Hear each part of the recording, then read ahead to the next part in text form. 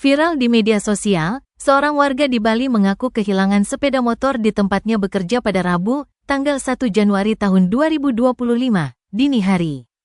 Aksi pencurian tersebut terekam kamera CCTV dan viral di media sosial. Mirisnya, pelaku pencurian merupakan seorang pria yang diduga adalah warga negara asing alias bule. Rekaman CCTV pencurian tersebut dibagikan oleh pemilik motor melalui akun Instagram Paijon.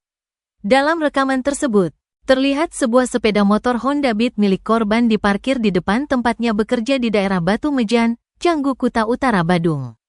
Saat kejadian, tiba-tiba datang pelaku dengan ciri-ciri menggunakan pakaian serba hitam dan rambut dikuncir, diduga bule mengambil motor tersebut. Sementara itu Kapolsek Kuta Utara AKP Yusuf Dwi Atmojo membenarkan peristiwa itu di wilayah Canggu. Pemilik motor sudah melaporkan kejadian itu ke polisi. Saat kejadian korban berkunjung ke rumah saudaranya di Canggu. Ia menaruh motornya di tempat parkiran luas. Kepada polisi korban mengakui bahwa ia memang lupa mencabut kunci.